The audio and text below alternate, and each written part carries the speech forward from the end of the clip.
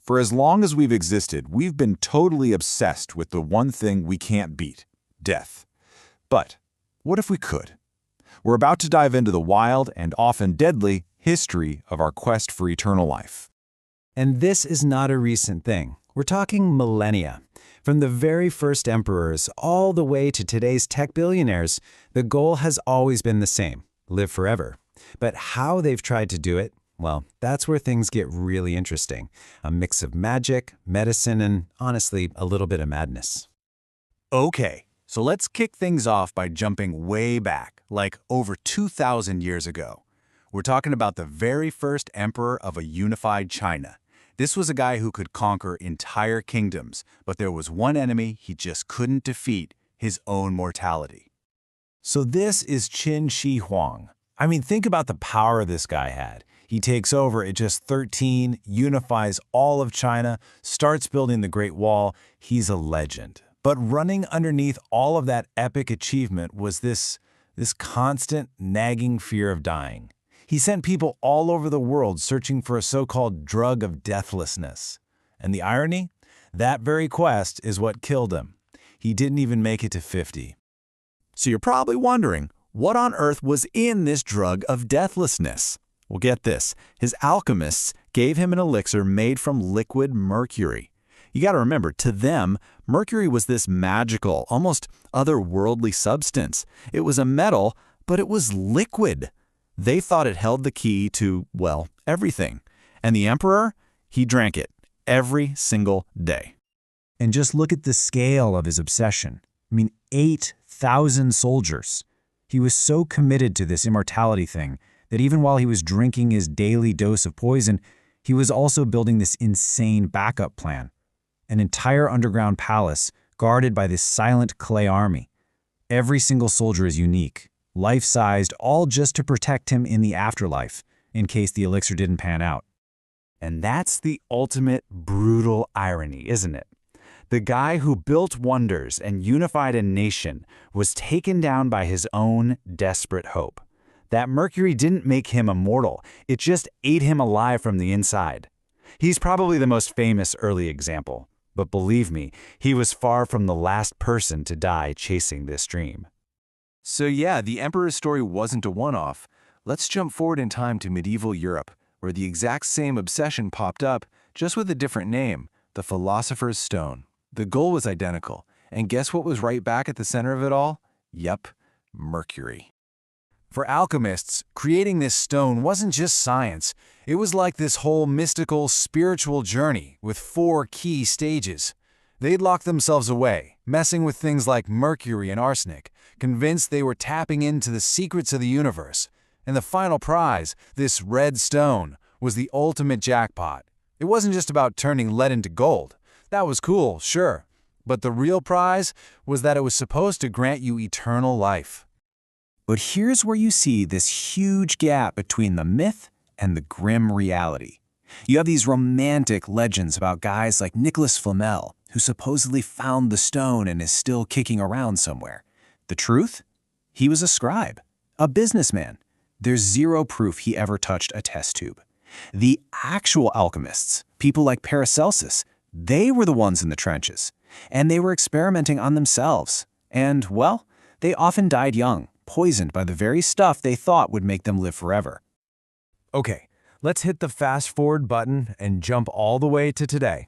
Because this ancient quest for an elixir, it's back, big time. And the new hub for it is Silicon Valley.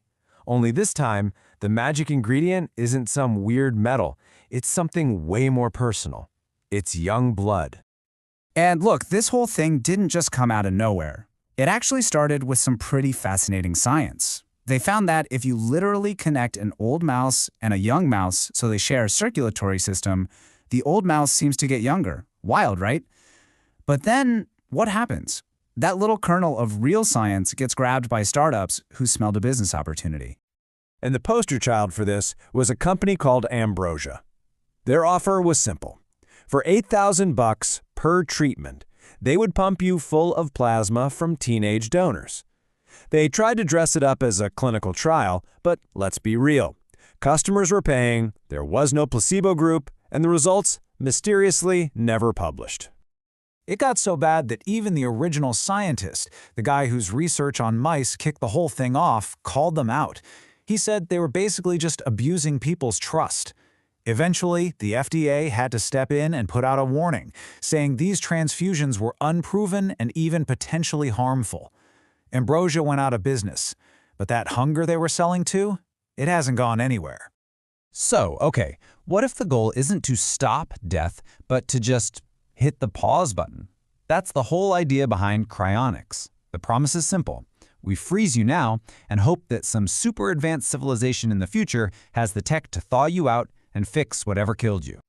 And this isn't science fiction. It's happening right now.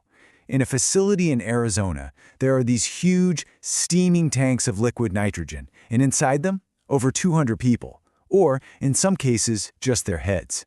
Now, legally, they're dead, but they're being kept in this deep freeze, just waiting for a second shot at life. And of course, with something this wild, you get myths. The biggest one you've probably heard is that Walt Disney is frozen under Disneyland. Total myth. He was cremated. But the real story of who's in one of these tanks is actually way stranger and frankly a lot more disturbing. It involves the baseball legend Ted Williams. Yeah, this is where it gets really grim. After he was frozen, a former employee came out with this book full of horrific allegations. We're talking claims that his head was mistreated, stored improperly, just awful stuff. The company, Alcor, denied it all, of course, but the whole scandal kind of pulled back the curtain on the messy reality behind the sci-fi promise. And the bottom line is, to this day, not a single person has ever been brought back. They're all still just waiting. All right, for our final chapter in this quest, we're going to the most extreme idea yet. What if you could ditch the body entirely? Forget elixirs, forget freezing. What if you could live forever as a digital ghost in a computer? Just read that quote for a second. The user experience will be identical to physician-assisted suicide.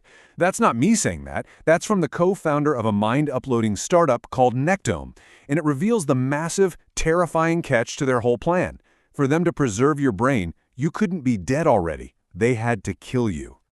So this was the business pitch, laid bare. Step 1, you pay them 10 grand. Step 2, they put you under while you're still alive and essentially embalm your brain. And step 3, well, that's the problem. There was no step 3. They openly admitted they had no idea how to actually scan or upload the brain they just preserved. They were selling a 100% fatal procedure based on technology that just didn't exist. You'd think an idea like that would be dead on arrival, right? But no. Despite the, fatal flaws, the idea has attracted some serious believers. We're talking about some of the biggest names in technology. Sam Altman, the CEO of OpenAI, was on Nectome's waiting list. Elon Musk's whole Neuralink project is about creating a link between the brain and computers. This isn't a fringe idea anymore. It's got real money and real power behind it. And that really brings us to the biggest question of all, the one that hangs over this entire centuries-long quest. We've gone from drinking mercury to freezing our bodies to uploading our minds, but let's just say they figure it out. Let's say you could upload a perfect copy of your consciousness to a computer. Is that copy still you? Or is it just a perfect echo, a ghost in the machine that wakes up believing it's you long after the real you is gone? That right there is the puzzle at the very center of the immortal quest.